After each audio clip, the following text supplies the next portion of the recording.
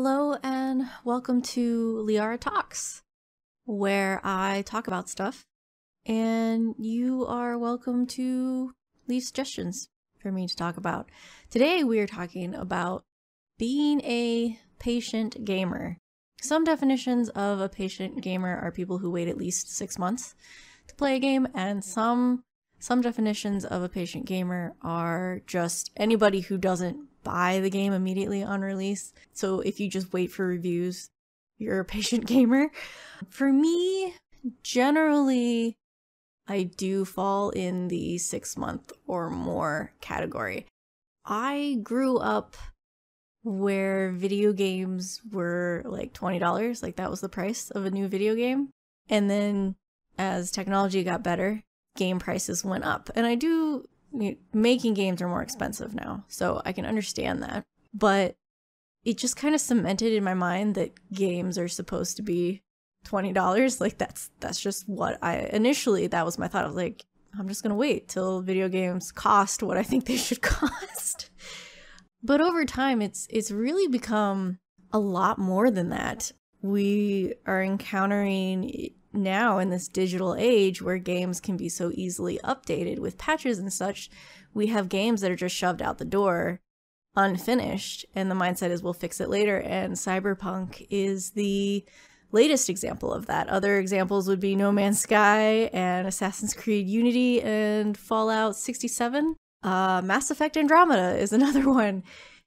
And yeah, Cyberpunk, I do intend to play it. People have said really great things about the story, but it is a mess right now. And I'm pretty much gonna wait 2 years. Pretty sure I think they're gonna need at least that amount of time to fix it up and get it running the way that they really wanted it to. And then there's gonna be DLC, and I wanna play the game with all of the content on it. So, and I need a PlayStation 5. And nobody can get those right now. So I'm just waiting. I'm gonna wait until it is complete and that it will run well and I have the hardware to run it well. So yeah, 2 years down the road, look for Cyberpunk.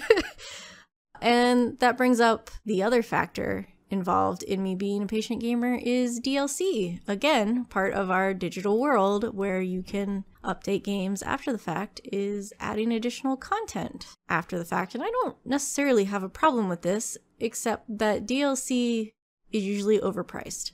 And you spend $60 on a brand new video game, and then the DLC is $15 or $20, and it's like 3 hours of game content. And it's like, no, I'm not. And then you gotta, if you have like 2 or 3, you're paying for the game all over again. And I'm not doing that. That's ridiculous. So generally a new game that I'm interested, if it's an indie game, then I don't worry about it. If an indie game comes out that I'm interested in, I usually wait for it to be on sale, generally around half price. That's kind of my aim, really. I wait for games to be half price, more or less.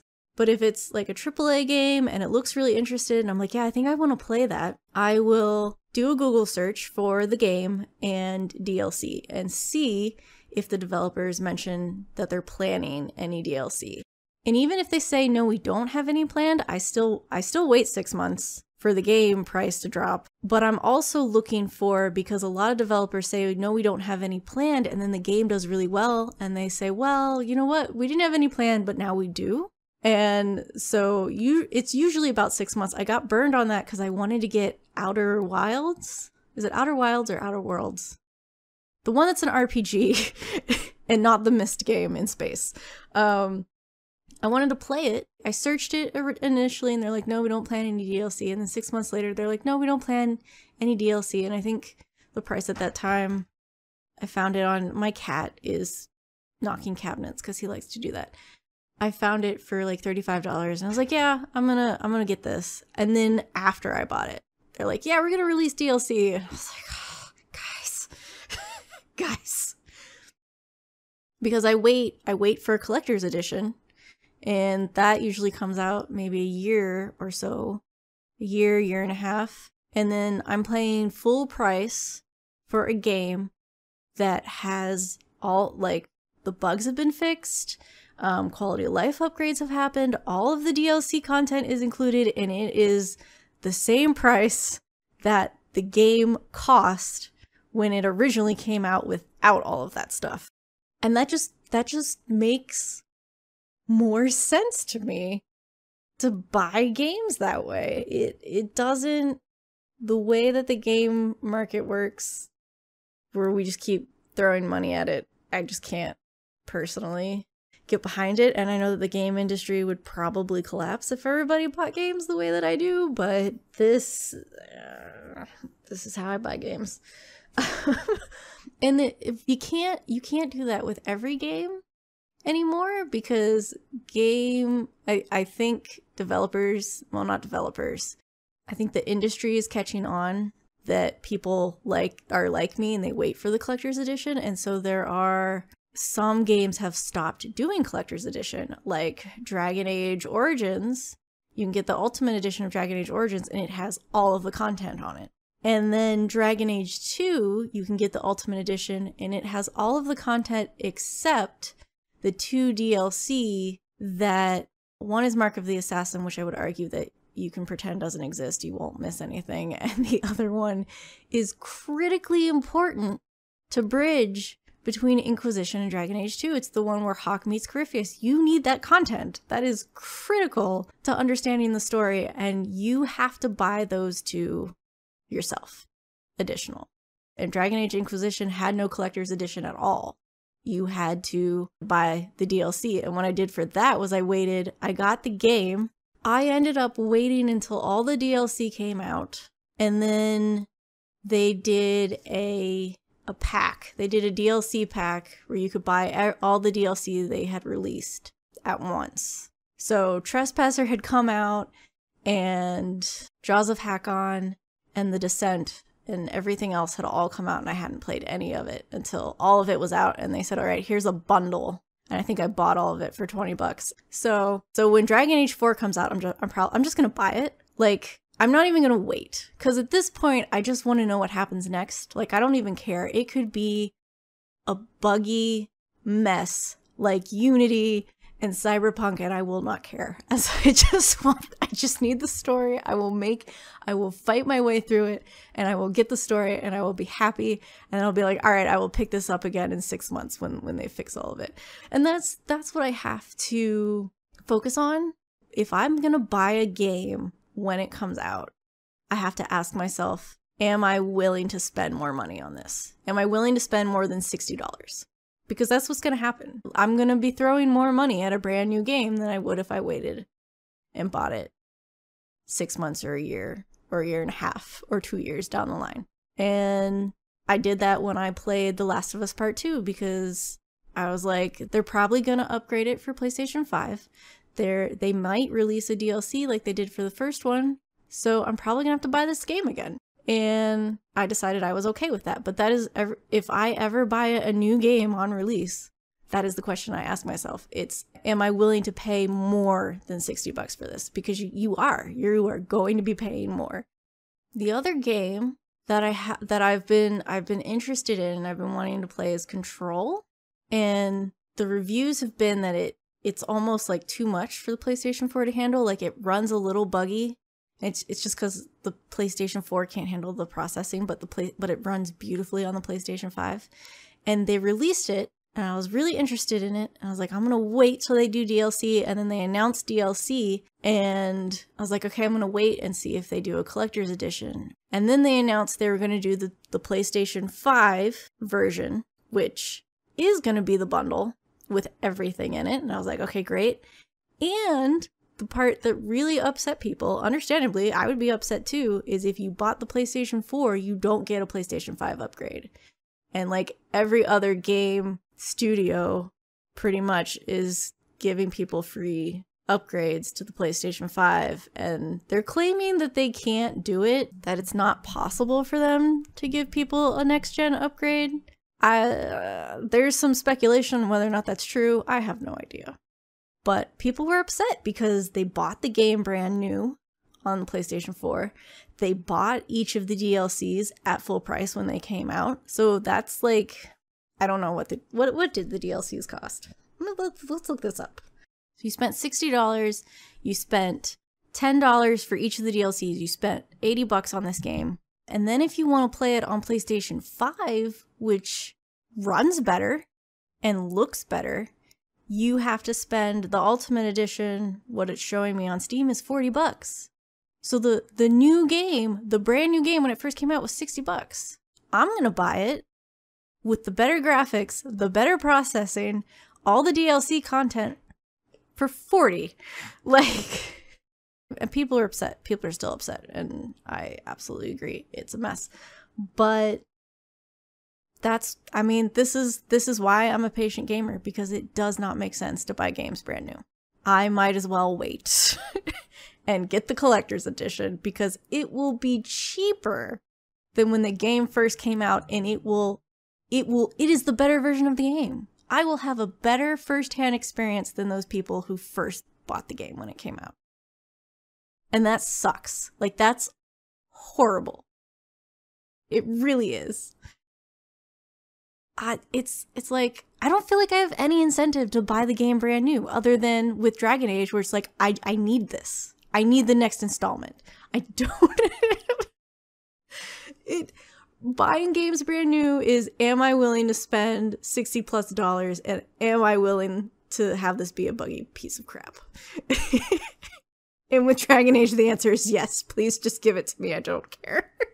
Cyberpunk, I'll wait 2 years. It's like, oh, I'm laughing, but it's really sad. It's really sad. And if you're not a patient gamer, I'm sorry. And if you're not a patient gamer and you're willing, if you have the money, I mean, it's freaking expensive, but if you have the money to do it, you don't care, that's awesome. But I think a lot of people don't, and it sucks. It's a crappy situation. The other thing, honestly, with being a patient gamer affects this channel, because you're not gonna see a lot of brand new releases on this channel. More likely it'll be an indie game, or I have been looking at Resident Evil 8. I wasn't sure how I felt about it initially, but it's looking more and more like a mashup between Resident Evil 4 and Resident Evil 7, and I love Resident Evil 4, so... And 7 was good. Wasn't my favorite game, but it was good, and so I'm really eyeing it. And historically, with Resident Evil games, if they do DLC, it's usually game modes, and if they do story DLC, it's post-game story, so it's not story that's gonna be, like, in the middle of the game. Like, Dragon Age will have whole new characters, or story paths that are meant to be played in the middle of the game and not at the end of it. So Resident Evil 8 seems like a safe bet that if I bought that newer, like, I would wait a while because I want to see reviews and make sure that it's going to be a good time. And then I'll probably be in the middle of playing a different game on the channel, and it's like, well, I might as well wait a few weeks or a few months, depending on what game I'm playing, before I order it. Like, I did that with The Last of Us Part 2. I was in the middle of something. I was like, I'm not going to play it. I want to finish something else that I'm playing before I play that. And because people hated it so much, I bought it used for $45, like, a few weeks after it had come out, which is an insane price drop from $60. So I did good on that one. But yeah, so I'll probably wait, and then it's probably safe, because if they do DLC, it'll probably be post-game DLC. So I won't mind if I record something for the channel and the DLC comes out later, because that's my thing. I don't want to play a game on the channel and then have DLC come out for it that takes place in the middle of the game. Like, I want to present you guys with the complete experience. Playing through the whole game, and then post-game it's like, oh, here's this other DLC that they released that was supposed to happen in the middle, but we didn't get that whole encompassing experience, so let me just tack it on at the end. I don't like that at all. I am not here for that. So I would just rather have all of it. Like, can you imagine if I played through Dragon Age Origins, just the base game, and then afterwards, like, oh, here's Shale. No. I want to have the full experience when I'm playing a video game, and I want to give you the full experience when I'm let's playing a game. That's what I want to do. So I'm a patient gamer, and I guess you guys have to be patient viewers, because it's just not, I'm not likely to ever be the channel. Like, even if I had all the money in the world to throw at stuff, I would still have that but DLC, because I don't want to make those kind of playthroughs where I'm tacking DLC on at the end. That's just no fun.